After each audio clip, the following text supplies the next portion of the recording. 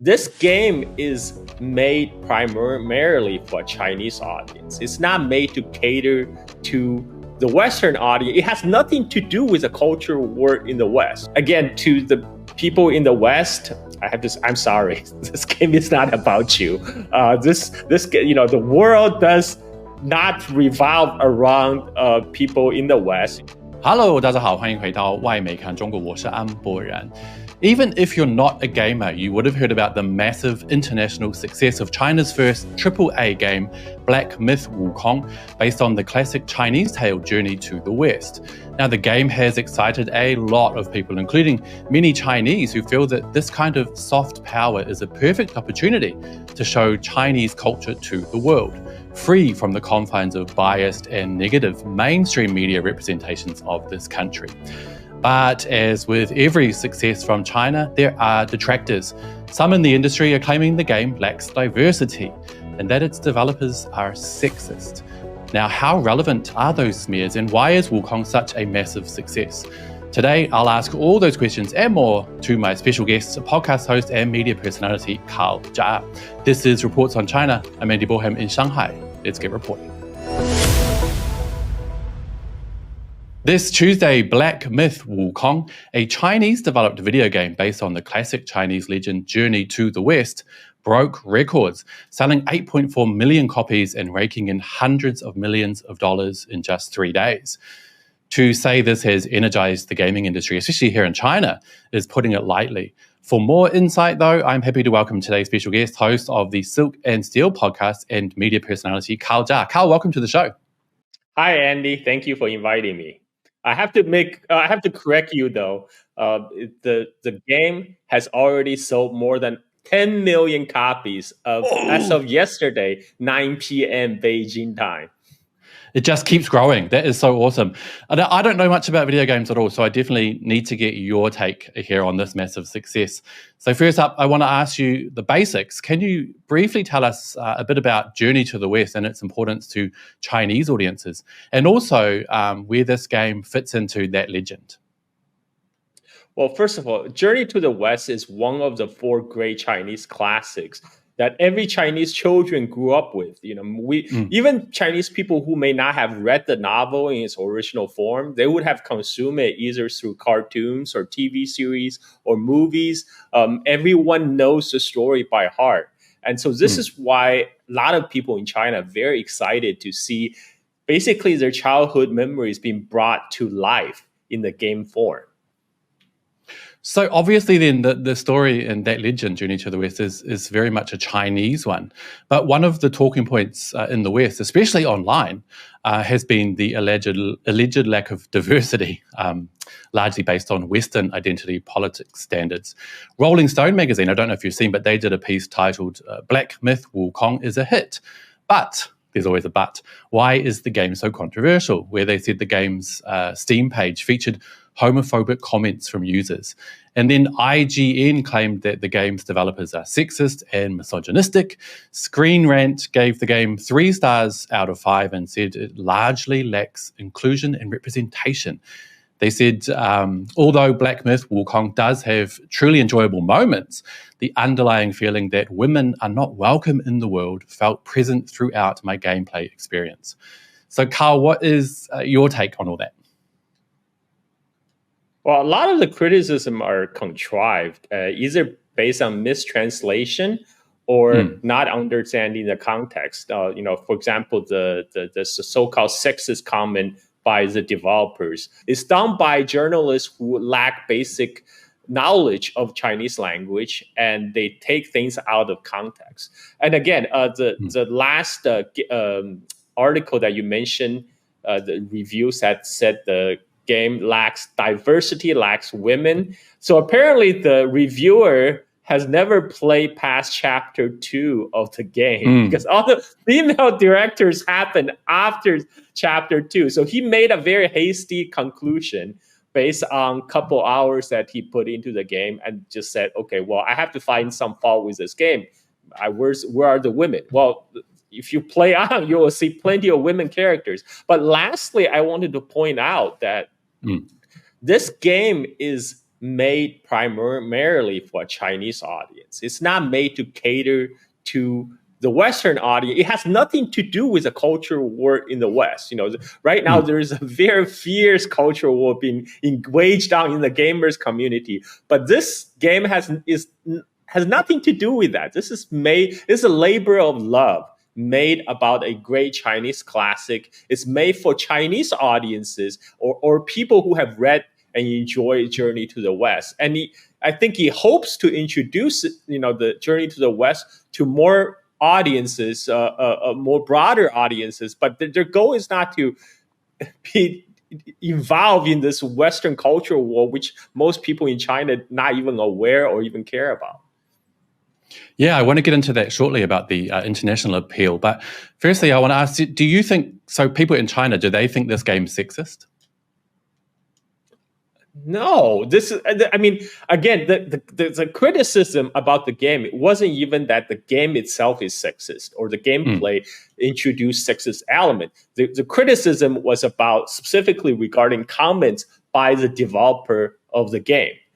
For most people, when they purchase a game or play a game, the thing they're looking for is whether the game is enjoyable. Whether the game is, they might be against it if the game is trying to shove some ideological agenda down your throat, which only thing I can about say that this game is maybe it's trying to introduce Chinese culture. Because the great thing about this game, you don't have to know about Journey to the West to be able to enjoy the game, but it does spark curiosity to a someone who is not familiar with this cultural background, and maybe that will allow them to go dig in deeper. That's the purpose of this game.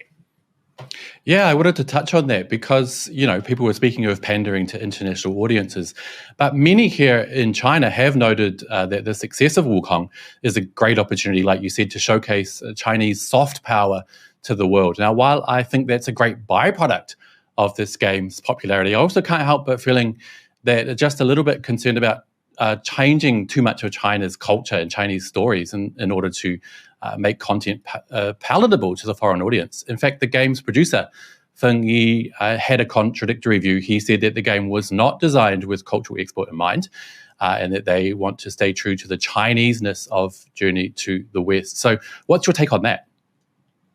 I think if that's their intent, they have largely succeeded. But if you look at the data we get from Steam, most of the users right now are coming from China or the greater China region. Obviously, the game gained great acceptance among its targeted audience, which is Chinese people who grew up with the story and they fell in love with the story and they want to relive through the story through the game. Again, to the people in the West, I'm sorry, this game is not about you. The world does not revolve around people in the West, much less the Chinese-speaking world. And this game is dedicated to mostly people who are enjoyer of Journey to the West. But I think they also try to use this as a vehicle to introduce Journey to the West to much larger audiences, which I think they did a great job by sparking the curiosity in people. Again, this game is not about catering to the taste of the West, but for the people who are looking for diversity, there's plenty of diversity in the game. I mean, this is a game about a monkey who go on to fight demons who shapeshift into humans. I mean, for people who go read Journey to the West, eventually you're going to find a chapter where they travel to the kingdom of women and male pregnancy ensues. So I mean, there's something for everyone in here. There is actually diversity both in the book and in the game. People should really just, give it a chance before, pay attention to all these chattering in the gaming journalism. So Journey to the West obviously was written hundreds of years ago. And you said before, that people who want to play the game don't necessarily need to understand Journey to the West. So how easy is it to get into the world of Wukong if you haven't read or if you aren't familiar with Journey to the West?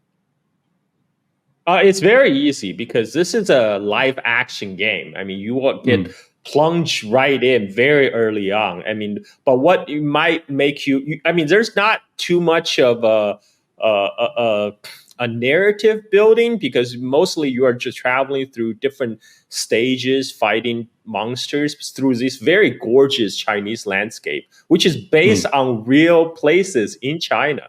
And so I think I've been watching people playing this game on YouTube. I already seeing a lot of the gamers, many of them Westerners, express a lot of curiosity by things they saw, things they interact with in the game, and they want to learn more about. Many of them said they want to now learn more about Journey to the West. I think that's what the game was designed to do. It's an entryway drug for Chinese culture, if you will.